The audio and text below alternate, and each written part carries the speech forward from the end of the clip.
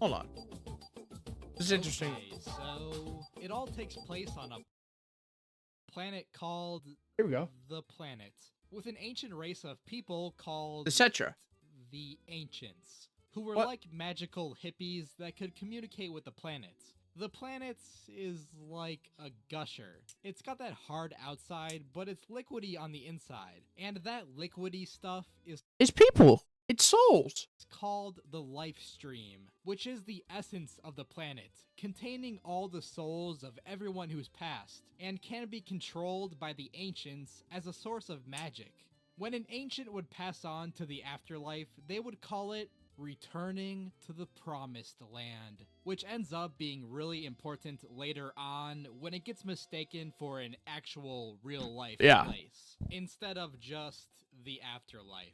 Well, one day a meteor crashed into the planet, and the ancients investigated the crater site, only to find a naked alien lady they called Genova, who infected the ancients with toxic space diseases, wiping out the majority of their population. The few remaining ancients managed to seal the creature away with their magical powers. Then, thousands of years passed, and the ancients faded into history, thought to be All that's left is Aerith, right?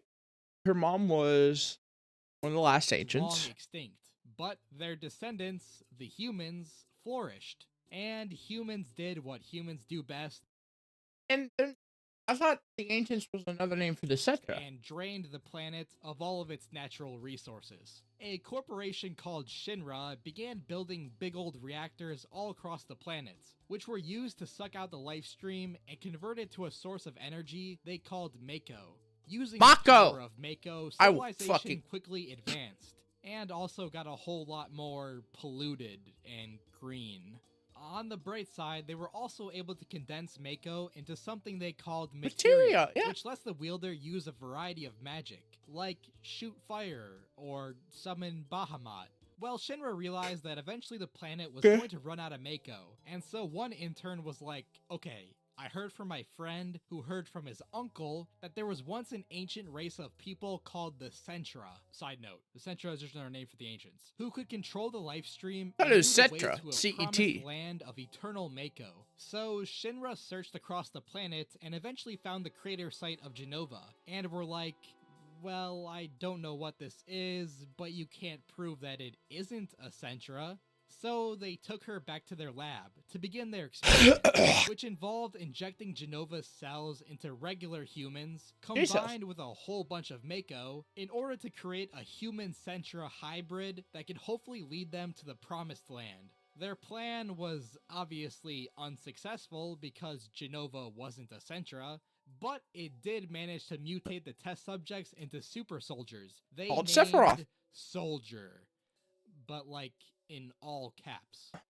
Soldier! The Shinra scientists also Wait, there's no G in Soldier? Bodyguards they called the Turks. Yep. One of the Turks, Vincent, was in love with a scientist named Lucretia, but Lucretia blamed herself for the death of Vincent's father, so she started a relationship with butt-ugly Hojo, and the two had a child named Sephiroth, who Father of the Year Hojo injected with some of Genova's cells, making him into a super powerful baby.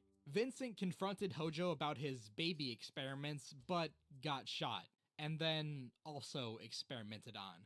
Meanwhile, thanks to Genova's cells... Wait. We talking Vincent?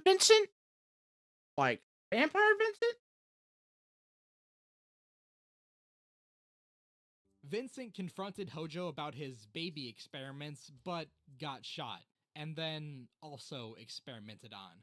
Meanwhile, thanks to Genova's cells, Sephiroth grew up to be the strongest warrior of Soldier, who was pivotal in winning the war against Wutai. However, Hojo never told him about his origins, only that his mother was named Genova. Why did Hojo tell him this? Cause he's Hojo, dude. He's crazy. After witnessing all the screwed up stuff Shinra was doing, one scientist named Gast left to go research the Sentra on his own. He ends up meeting the actual last Sentra named Ifalna, and the two fell in love and had a child named... Oh, I didn't know this. Aerith. But they're eventually tracked down by Shinra, and Hojo shoots Gast and takes Ilfana and Aerith back to Shinra's lab. While in captivity, Ilfana gave Aerith the materia for Holy, the strongest white magic in existence. But because she's a kid, she just puts it in her hair and forgets about it. Eventually, the two manage to break out of Shinra's lab, but Ifalna was fatally injured in the process and died in the slums of Midgar. Aerith is taken in by a local resident, and years later, as a teenager, starts selling flowers in Midgar. It's here that she meets a member of Soldier named Zack, and the two kinda had a thing, but unfortunately, Dude, that's the saddest thing. Like, Zack was... Man. nothing good ever lasts for our boy Zack. Meanwhile, in a town called Nibelheim, a boy named Cloud wants to be cool like his hero Sephiroth to impress a girl he likes named Tifa. So he leaves town to join Soldier, but failed the exam and became a generic infantry man instead. True. At this point, all of the Genova research was moved to Nibelheim because plot. Cloud, Zack, and Sephiroth are then sent on an unrelated mission to Nibelheim, where Sephiroth ends up finding the test tube containing his supposed mother Genova, and after reading some of Gast's research at Nibelheim Mansion, realizes that his mother was actually a naked alien lady who wanted to destroy the planet. He then goes crazy and kills most of the residents of Nibelheim. On his way to pick up his mother's body, he's stopped by Zack and Tifa, who get stabbed. Cloud arrives on the scene and in a fit of rage also gets stabbed. Yep, true. But somehow manages to lift Sephiroth up and toss throw him into the live stream below. Why didn't Sephiroth just let go of his katana? Who the fuck know, knows, it's dude? Cool, okay? Stop asking questions. Sephiroth swims through the live stream for a while, growing even stronger, and begins to rebuild his body inside a cocoon at the northern crater. Meanwhile, Tifa gets rescued by her martial arts instructor, who's like, yeah, I'm not dealing with all that. And so Cloud and Zack are left behind and later found by Hojo, who takes them to the basement of Nibelheim Mansion to be experimented on and injected with Genova's cells with the plan of creating a clone of Sephiroth because that just worked so well with the original Sephiroth. Nibelheim is repopulated with Shinra's employees to hide the facts of what really happened, and to watch over all the other failed Sephiroth clones, who were sorta just mindless vegetables shuffling around Nibelheim. Meanwhile, a Mako reactor explodes in Coral Town, and Shinra reasonably burns the whole place to the ground in order to cover things up. Two locals, Barrett and Dine, try to stop Shinra, but get their arms shot off. Yeah, like literally shot off. But they later have them replaced with super cool gun arms, Hell so yeah, honestly, not that bad of a trade. Dine becomes yet another Final Fantasy VII unstable edgelord, so Barrett takes his daughter Marlene to Midgar, where he starts a Shinra rebel group called Avalanche. Meanwhile, obligatory Final Fantasy character named Sid is an aspiring astronaut. However, right as he's about to take off into space, his assistant is like, wait, we haven't decombobulated the defibrillators. And so the launch is cancelled. Shinra cuts funding to his space program, takes his aircraft, and he becomes a cynical and depressed chain smoker. Meanwhile, Yuffie wants to restore power to her hometown Wutai, so she sets out to steal as much materia as possible. Meanwhile, Red 13 is a cat who gets captured by Shinra. He is a dog. To also become a Sephiroth clone, but like in cat form? I don't know. Okay, back to our spiky-haired boys. Zack eventually regains consciousness and breaks himself and a slightly comatose Cloud out of Shinra's lab, giving him some of that soldier drip as a disguise. Cloud regains consciousness and breaks himself and a slightly comatose Cloud out of Shinra's lab, giving him some of that soldier drip as a disguise. But the two are chased down by Shinra, and Zack is fatally injured in battle. Cloud manages to wake up from his untimely nap, and Zack hands him the Buster Sword before succumbing to his injuries. Cloud then makes his way to Midgar, where he's Oh found by boy. Tifa, who has recently opened a bar where she's hiding out all the members of Avalanche. Because of all the experiments and trauma he endured, Cloud has essentially formed a fan fiction inside of his head where he was Hmm. actually soldier first class, and Tifa was totally into him. Tifa notices that Cloud's a little unhinged and wants to keep an eye on him, so she convinces him. Well, honestly, that shit just happens when you during the Mako bath, dude. You, it's like I think they say that all soldiers lose their minds and go crazy in a little bit, like go crazy a little bit. That's why the guy in the motorcycle was so fucking insane in the remake, and Sephiroth's insane. The only person we never see like be a little bit crazy was Zack. To work as a mercenary for Avalanche. Hey, look, we're finally at the start of the game. It only took like half of the video. Avalanche succeeds in their mission of blowing up one of Shinra's reactors, but Cloud gets separated from the rest of the team and ends up meeting Aerith, Mm-hmm. who, as the last Sentra, is now being chased down by the Turks. In order to stop Avalanche, Shinra's president makes the totally sensible decision of dropping an entire plate of Midgar on top of the slums, killing a bunch of characters that weren't really important enough to mention. Unless you're playing the remake, in that case they've had 60 plus hours of development.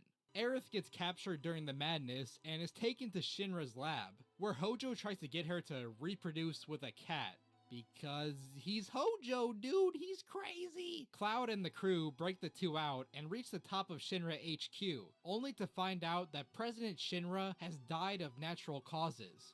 And by natural causes, I mean Sephiroth's comically long sword. Hey, But it's not it is necessary and it's cool looking. actually Sephiroth who killed him because he's still relaxing in his crystal cave. But he's now so powerful that he has the ability to control anyone who has Genova's cells implanted inside of them, even Genova itself. Oh, is that why like Cloud keeps getting flashes of him in his head? Where you going? Where you going, bro? Who he shapeshifted into his own form and is now using as his main body. He also has control over all of the failed Sephiroth clones, which includes Cloud to an extent, who he's using as his puppets to go search the planet for the ultimate materia known as Meteor, in order to enact his evil scheme. Destroy So the the planet. party leaves Midgar to put a stop Hardly to an evil Sephiroth's scheme. stabbing spree. In the next town, Cloud gives the party a quick rundown of his past with Sephiroth, but like the super cool version where he's actually Zack and in Soldier. But Tifa points out all the plot holes in his fanfiction, so it's deemed non-canon. Following Sephiroth's trail, the party stows away on a Shinra cargo ship, where Sephiroth shows up and Cloud's like, "Remember me?" And Sephiroth's like, No. no, not really. Anyways, there's this party I have going on at the Northern Crater. All the Sephiroth clones are going to be there. You can come too, if you want. And then Uh, he awkwardly floats off screen. he floats Reaching the through next the ceiling continent, too. the I party think I must remember that. overcome a ton of trials during their search for Sephiroth. The Turks are constantly getting in their way, Barrett has to kill his old friend Dine, and the player has to get through Yuffie's dumb recruitment minigame without a walkthrough. Eventually they reach the Gold Saucer, where everyone's favorite character, Kate Sith, joins the party. Listen, I know I gave Quina flack in the Final Fantasy IX video, but I think Kate Sith takes the cake on weird animalistic characters that I sometimes wish weren't in the game. And I don't care that the human controlling him looks like a Chad. Cloud and Tifa return to the Wait, what? Like, she's not a real thing. A robot? Huh? What is that?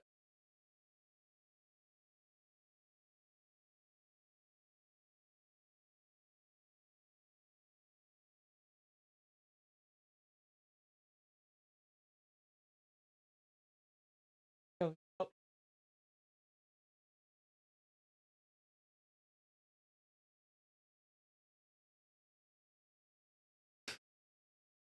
Thanks.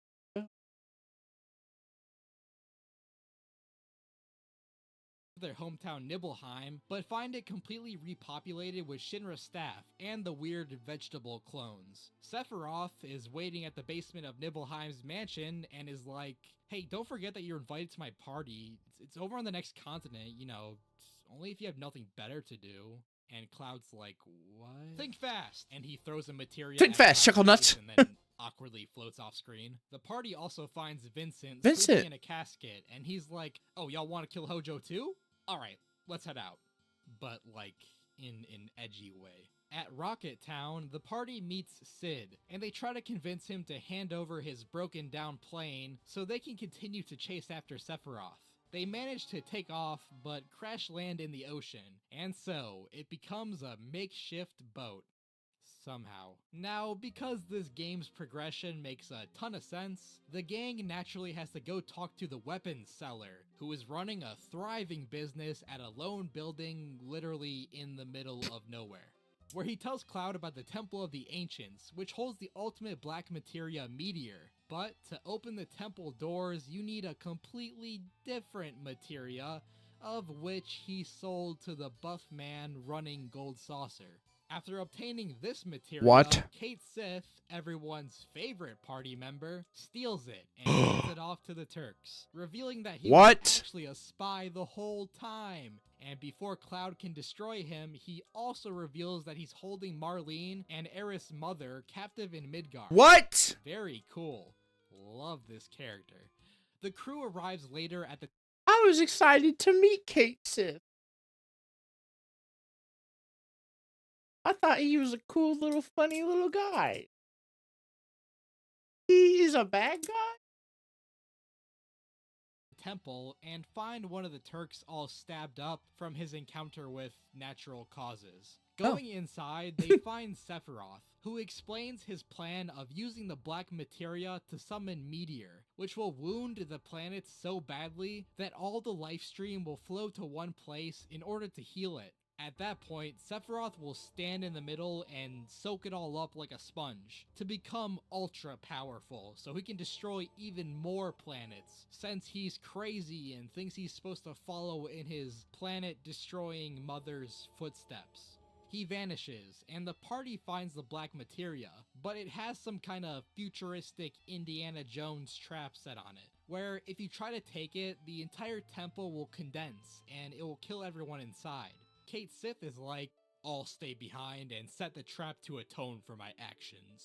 And everyone else is like, hey, alright, I like that plan. So he does, and gets crushed. And Cloud picks up the materia. But then, the worst case scenario happens. She dies? Another Kate Sith appears. Ow, Sephiroth controls Cloud into giving him the black materia. Hold on. Was bad too. I got a lip pimple. With the mission a failure, Aerith is like, those are the fucking worst. Y'all are hopeless. I'm out of here. And leaves to go pray for the planet. Cloud and the crew follow her to the Forgotten City and arrive just in time for her to be— No! No! I will not be traumatized a second time. For my grandma, who's never been on any internet forum, and is also blind, and deaf, and dead. Sephiroth is like, you know, only if you have no lays Aerith to rest in the nearby deceptively deep pool of water. Hey, what's going on here? How is Cloud standing, but Aerith is like sinking 200 feet down to the bottom? I don't understand. And the party moves forward across a snowy mountain, where Cloud copes with the death of his best friend by playing a fun snowboarding minigame. They reach the northern crater with his friend by playing a fun snowboarding minigame. Hell yeah, brother! Crater where the reunion is taking place. The party manages to defeat Sephiroth, but Cloud realizes that he's not the real Sephiroth, and that the real Sephiroth is somewhere nearby. Because he no longer trusts himself, he hands over the black materia to one of the party members, who stays behind while Cloud and Tifa head in alone. Sephiroth starts mind-screwing Cloud with illusions of what really happened in Nibelheim 5 years ago, and how Cloud was just a filthy, casual soldier 17th class. He also sends an illusion of Cloud back to the party, and gets one of them to run inside and hand the materia to a mind-broken Cloud, who floats up to the real Sephiroth and hands him the black What? materia, letting him summon Meteor. What? The ground splits open as a bunch of giant robots emerge from the planet. No, those are the weapons, okay? Yeah, so apparently the planet itself created these kaiju monsters as like a defense mechanism.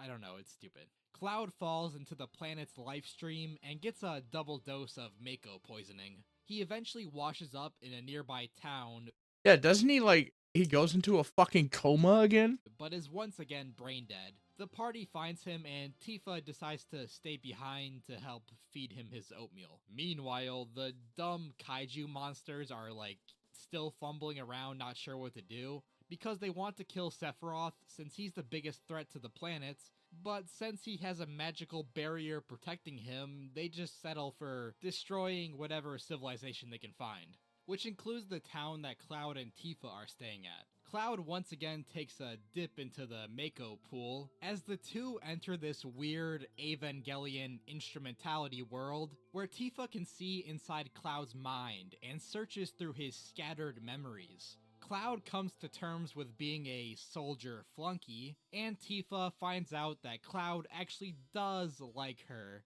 He's just an edgelord. Cloud is like, alright, whatever, I'm done being angsty. At least until Advent Children. And the two emerge from the life stream together. However, they're still unsure of how to stop the giant flaming rock in the sky. And so they visit good old Bugenhagen. Bugenhagen! Sage from Red 13's hometown, who shows them a magical flashback of Aerith's death, where he's like, look, remember the green marble that was bouncing around in that one cutscene? That's actually the ultimate white magic materia, Holy. And the whole reason she was praying at the Forgotten City was to summon Holy and protect the planet. And it turns out she was actually successful. But Sephiroth is holding it back with his unexplained Holy stopping powers. So they resolve to take down Sephiroth to release Holy and push back Meteor. Meanwhile, Shinra is like still fighting a kaiju monster and has built a giant Mako cannon that they shoot straight through it, managing to also break Sephiroth's magical barrier in the process. However, Hojo is still off his medication and is planning to fire it a second time, this time at Sephiroth, to give him even more Mako energy, because he's just that great of a father. So the party has to parachute into Midgar and kill Hojo once and for all.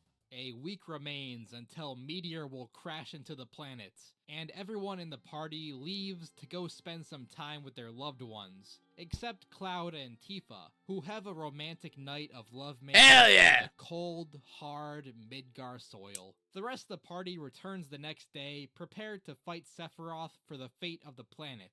Together, they descend to the bottom of the northern crater and find Sephiroth at the planet's Honestly, core, if you take 2 Mako baths and don't get to bang Tifa, what is it all for? Back Holy, they engage him in battle, with Sephiroth taking his ultimate form, Safer Sephiroth. Really? Safer Sephiroth? Is that actually the name for it? They destroy his mortal body, That's probably a but his translation spirit error. still exists inside the life stream. And so, Cloud meets him on the astral plane for a good old 1v1, where he obliterates Sephiroth. But he does it because in Advent Children, Sephiroth still exists in the live stream and he's causing a fucking disease. Sephiroth once and for all. Until Advent Children. With Sephiroth gone, Holy is released as all the life stream on the planet converges to push back Meteor, saving the planet. Hojo turns green. I don't know why I had that in my script like it was an important plot point. I mean, I guess he does turn green. Why do you sound like a motorcycle? Now I know what you're thinking. Chase, this is all gonna get retconned in the remakes anyways, so what's the point? Well, not all of it. The biggest change is that a fan favorite character is still alive. That's right, Wedge. Wedge is back, baby, and Biggs too. I can't wait to see how this change will affect the overall plot in the next Final Fantasy shut the Remake fuck episode. up. Zack is still alive, okay? But I think Zack is in his own timeline. But like, it's gonna be some fucking Loki season 2 shit where we're gonna have to grab Zack.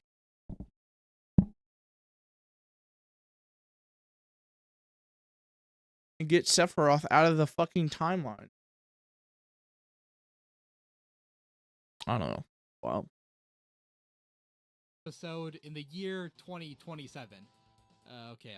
And Zack When was is this made? alive, too. 2 years Turns ago? out that he survived his fight against the Shinra troops in this timeline, where he was Wait, actually what? soldier green. Was it the big Xiaotu? Maybe in a parallel, survived his fight against. Okay. And Zack is alive too. Turns out that he survived his fight against the Shinra troops in this timeline, or maybe in a parallel timeline that's running alongside the main timeline. I don't know, it's kinda unclear right now. The Sephiroths we see in this game are also just the failed vegetable clones, instead of a shape-shifted Genova, with Sephiroth using his illusionary magic to make them look like Sephiroth, so that he can bully Cloud. In fact, a lot of the weird, confusing parts of the game can be explained by Sephiroth's illusionary magic, like the entire final battle. Remember that he could do the same thing in the original game, so I'm just gonna chalk it up to that. Alright, class is over, everyone. If you enjoyed the video and would like to support the channel, then subscribe and leave a like. So here's the thing. I've played through Crisis Core Remake. I've played through the 7 remake. I've never played the original 7 completely. Like, I've always gotten out of Midgar and stopped. So this really helped fill in some gaps I have. And that's what we're going to be doing next month. So, that's great. I really like that. Where was I?